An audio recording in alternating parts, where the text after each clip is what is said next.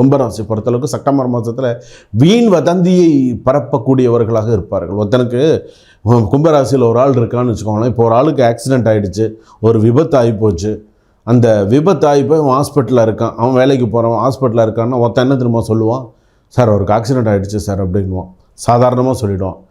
அது காதில் வாங்கின இன்னொருத்தன் என்ன திரும்ப சொல்லுவான், சார் ஆக்சிடெண்ட் ஆகிடுச்சு சார், ஹாஸ்பிட்டல் போனால் காப்பாற்ற முடியுமான்னு தெரில, அவருக்கு மண்டையிலலாம் நிறைய அடிபட்டு போச்சு, அவர் பிழைக்கிறது கஷ்டம்தான் சார் அப்படின்வான். மூணாவதாக ஒரு ஆள் என்ன திரும்ப சொல்லுவான், சார் அவர் போயிட்டார் சார் அப்படின்வான். ஒவ்வொருத்தரும் ஒன்று ஒன்று சொல்லுவான். அவர் மேலே தான் தப்புன்னுவான். நீங்கள் இந்த படத்துலலாம் சொல்லுவாங்க, இப்போ கேட்டிருக்கீங்களா, இந்த 4 பேர் 4 விதமாக பேசுகிறதுன்னு சொல்லி இந்த படத்தில் சந்தானம் சார் கூட நடுவில் ஒரு படத்தில் சொல்லுவார், 4 பேர் இந்த 4 விதமாக அதை அப்படியே உங்கள் வாழ்க்கையில் பண்ணுவாங்க இந்த கும்பராசிக்காரர்களுக்கு. இந்த செப்டம்பர் மாதத்தில் வதந்திகளை பரப்பி விடுவார்கள்.